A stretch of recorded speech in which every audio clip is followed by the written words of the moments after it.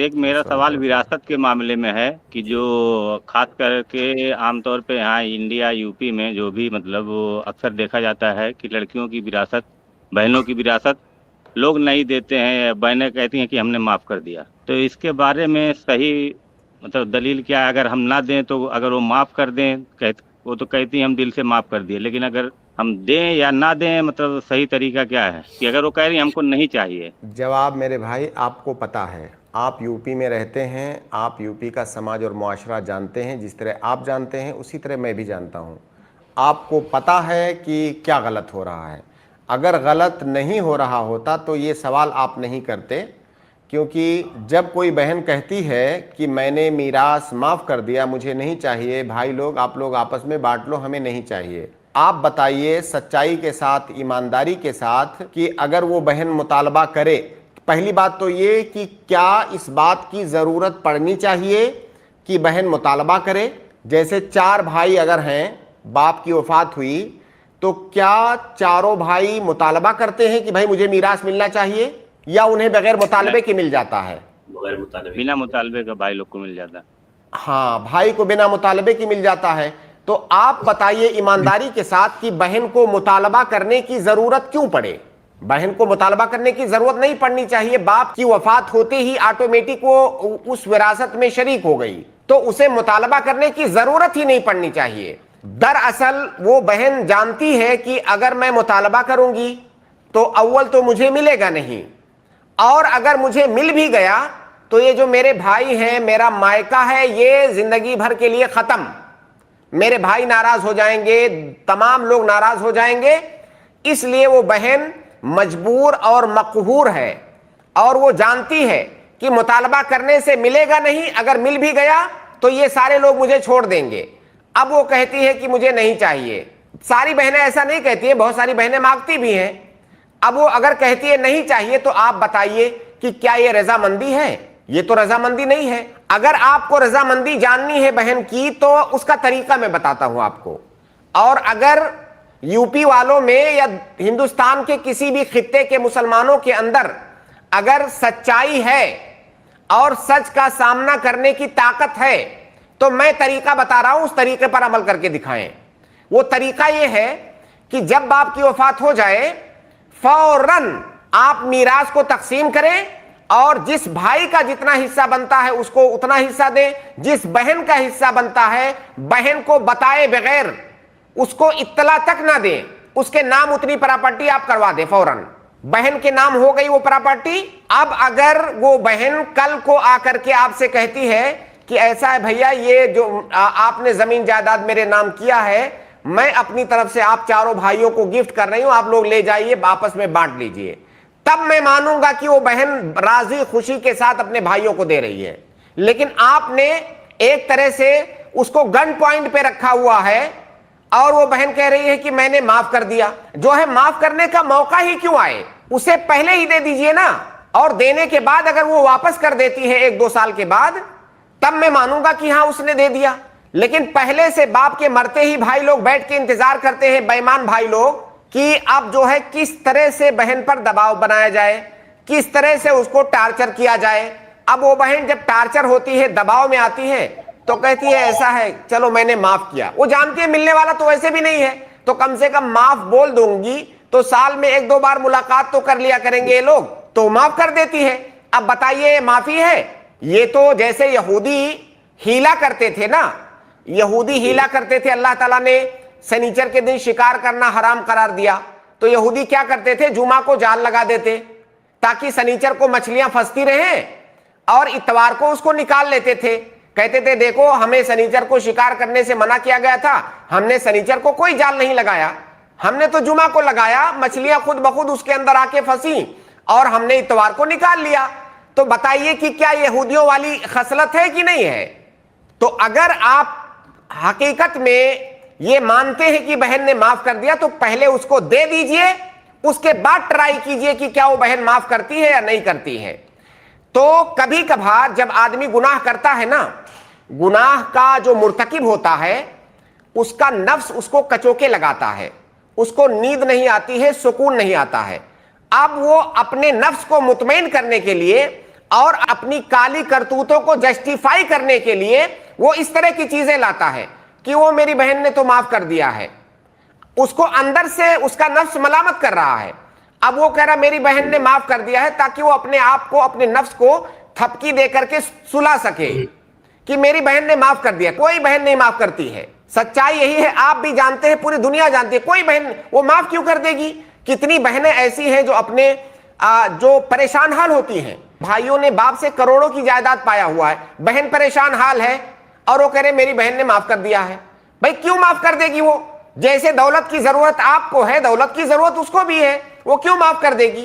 صحیح بات ہے شیخ جیسے کہ ابھی پہلے معلوم نہیں تھا, جیسے والد صاحب والدہ کا دونوں لوگ کا انتقال ہو گیا ہے, تو جو بھی وراثت, جو بھی مطلب کھیت تھا, جو بھی جگہ تھی, تو بھائیوں کے نام ہو گیا ہے. تو ابھی تو کوئی 4-5 سال ہو گیا لگ بھگ. تو پہلے سے یہ کہہ رہے تھے دینے کے لیے, تو بہن بولی نہیں, تو پہلے اتنی جانکاری نہیں تھی. ابھی جانکاری حاصل کیے ہیں آپ لوگ کی بات سن کے, تو ہم بہنوں سے بات کیے دینے کے لیے کہ ہم دینا چاہتے ہیں. تو وہ کہہ رہے ہیں نہیں ہمیں نہیں چاہیے, ہم سچے دل سے کہہ رہے ہیں ہمیں نہیں چاہیے.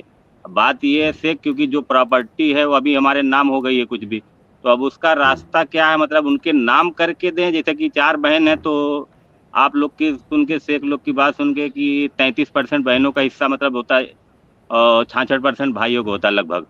مطلب ایک پہ ایک بہن اگر ہے, ایک بھائی پہ, تو ہمارے میں جیسے سمجھ گیا آپ کی بات. یعنی آپ کا اب کیا راستہ ہے؟ نہیں, جیسے ہمارے سوال سن لیجیے. جیسے ہمارے پاس 4 بہنیں ہیں, جیسے 4 بھائی 4 بہنیں ہیں, تو اور 3 بھائی, سب کی پراپرٹی الگ ہو گئی. ہم اپنی پراپرٹی دینے کے لیے مطلب سوچ رہے ہیں, کہہ رہے ہیں. تو ہمارے میں 4 بہنیں ہو گئی, تو سوال جواب کیے تو یہ ہوا کہ مطلب 33% کچھ دینا پڑے گا ہم کو. جیسے تو 33 میں سے 4 بہنوں کا ہوگا, تو میں بتاتا ہوں 4 آپ کو بہنوں طریقہ. بتا رہے ہیں تو پرویز بھائی, آپ تھوڑا سا ویٹ کریں. میں سمجھ گیا طریقہ بتا رہا ہوں آپ کو, لیکن وہ طریقہ بتانے سے پہلے میں آپ کے اس جذبے کو اپریشیٹ کرنا چاہتا ہوں, اور میں آپ کی تعریف کرنا چاہتا ہوں کہ اللہ تعالیٰ نے جو ہے آپ کو ہدایت دی, آپ کو بات سمجھ میں آئی, آپ کے اندر اللہ تعالیٰ کا خوف آیا, یہ جذبہ آیا. بہت اچھی بات ہے. اللہ تعالیٰ اسی طرح سے تمام لوگوں کو ہدایت دے. طریقہ اس کا یہ ہے, پہلے تو آپ اپنے بھائیوں کو بھی سمجھائیے کہ بھائی لوگ ایسا ہے کہ ہم لوگوں سے ظلم ہو گیا ہے. ٹھیک ہے, ہم کو جو ہے نہیں معلوم تھا, حالانکہ ایسا نہیں ہے کسی کو نہیں, کس کو نہیں معلوم ہے, سب کو پتا ہے ہم لوگوں سے ظلم ہو گیا ہے. اب اس غلطی کو ابھی زندہ رہتے ہوئے ہم لوگ چلو سدھار لیتے ہیں, اور جو پوری جائیداد ہے, پوری جائیداد کو ایک بار پھر سے تقسیم کر کے دیکھیں کہ بہنوں کا حصہ کتنا بن رہا ہے.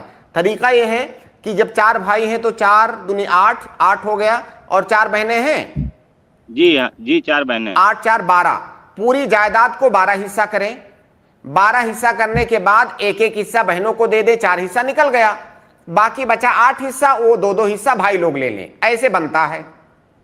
یعنی کہ مان لیجئے 12 روپیہ ہے, تو اس میں سے 1 روپیہ بہنوں کو ملے گا اور 2 روپیہ بھائیوں کو ملے گا. یہ طریقہ ہے اس کا. بھائی لوگ اگر تیار ہو جاتے ہیں تو بہت اچھی بات ہے, آپ ان کو سمجھائیے. اگر بھائی لوگ تیار نہیں ہوتے ہیں تو آپ اگر اپنی جائیداد میں سے بہنوں کا حصہ دینا چاہتے ہیں تو آپ کیسے دیں گے کہ جب آپ بھائی لوگ بانٹے ہوں گے 12 روپے کو, تو آپ کے پاس 3 روپے آیا ہوگا, ہے نا؟ جی آپ کے پاس 3 روپے آیا ہوگا. جی, اس 3 روپیہ میں سے آپ کا حصہ کتنا ہے؟ حقیقی حصہ 2 روپیہ ہے. جی, آپ کو اگر برابر بانٹتے آپ لوگ تو آپ کو 2 روپیہ ملتا. بہنوں کو نہ دینے کی وجہ سے آپ کو کتنا مل گیا ہے؟ 3 مل گیا ہے. گویا کہ 1 روپیہ آپ کے پاس زیادہ آیا ہے. اب اس 1 روپے کو آپ ان 4 بہنوں میں 54 سب کو بانٹ دیجئے. جی, اس 1 روپیہ کو 25 پیسہ 4 بہنوں کو دے دیجئے. اس کا مطلب یہ ہوگا یعنی آپ کے پاس بہنوں کے حصے میں سے جو حصہ آ گیا تھا وہ آپ نے بہنوں کو لوٹا دیا. اب باقی بھائیوں کا حساب کتاب ہے وہ جانے, ان کا حساب کتاب جانے. اسی میں سے ایک دوسری بات یہ ہے کہ جیسے جو زمین ہے, جگہ ہے, وہ ہمارے نام ہو گئی ہے, سارے بھائیوں کے نام ہو گئی ہے جو حصہ تھا. ابھی اس میں جیسے بہنوں کے نام کریں یا مطلب بہترین کیا ہے, یا اس کو پوری پراپرٹی کو بیچ دیں, یا بہنوں سے سنیے, بہنوں سے پوچھ لیجئے. اگر بہنیں اس بات کے لیے راضی ہو جاتی ہیں کہ یہ جو زمین ہے ہم اس کی قیمت لگا لیتے ہیں, حالیہ قیمت, کیونکہ کبھی کبھی کسی زمین کو ٹکڑے کرنا یہ تھوڑا ممکن نہیں ہوتا ہے. ٹکڑے کریں گے تو زمین سستی ہو جائے گی, تو بہنوں سے پوچھ لیجئے کہ اگر آپ لوگ چاہیں تو ہم آپ کو زمین دے سکتے ہیں، اگر آپ لوگ چاہیں تو زمین کی موجودہ ویلو نکال کر کے ہم آپ کو پیسہ دے دیں، ان کو جو اچھا لگے وہ لے سکتی ہیں۔ ہاں لیکن وہ ابھی آج ہی بات کیے تھے ایک بہن سے، تو کہہ رہی ہیں ہم کو نہیں چاہیے، تو وہی سوچ رہے ہیں کہ مطلب نہیں، اگر بہتر یہ ہو کہ مطلب اگر اس کو بیچ کے اس کا آپ دام لگا کے جو بھی قیمت لگا کے، آپ قیمت ہاں لگا کر کے جو مارکیٹ ویلو بنے وہ آپ لے جا کر کے ان کو دے دیجئے۔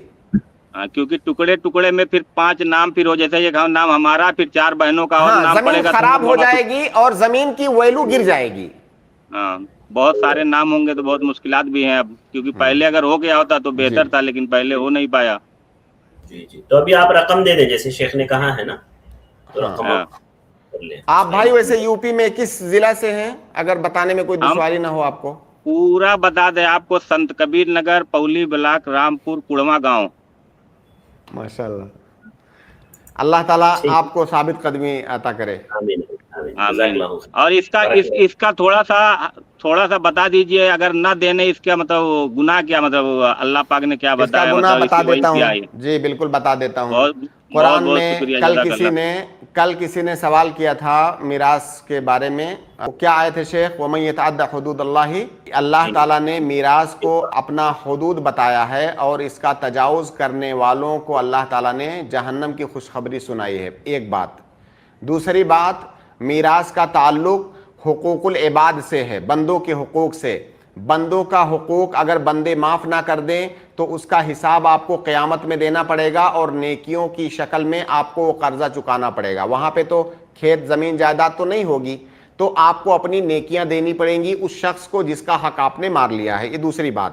تیسری بات کہ جو حق آپ نے مار لیا ہے کسی کا، کسی بھی بہن کا یا کسی کا بھی، وہ مال آپ کے لیے حرام ہے۔ اس حرام مال سے اگر کوئی عبادت آپ کریں گے تو وہ آپ کی عبادت اللہ تعالیٰ کے ہاں قابل قبول نہیں ہے۔ چوتھی بات، جو شخص حرام مال کھاتا ہے، اللہ کے نبی صلی اللہ علیہ وسلم کی اس کے بارے میں خوشخبری ہے، وہ اس خوشخبری کو سن کر کے اسے بار بار خوش ہونا چاہیے کہ اس کے لیے خوشخبری ہے کہ انا یستجاب لہ، وہ دعا کرے گا، اس کی دعا کہاں سے قبول ہوگی؟ تو اس کی دعائیں بھی خطرے میں ہیں کہ وہ قبول نہ ہوں۔ تو یہ 3-4 خوشخبریاں میں نے بتا دی ایسے لوگوں کو جو بہنوں کا حق مار لیتے ہیں، تو گویا کہ وہ حرام خور ہیں اور زندگی بھر حرام کھا رہے ہیں۔ جی ٹھیک ہے شیخ، بہت بہت بہت شکریہ شکریہ، پرویز بھائی، جزاک اللہ خیر۔ بہت بہت شکریہ، جزاک اللہ خیر۔ السلام علیکم و رحمۃ اللہ وبرکاتہ۔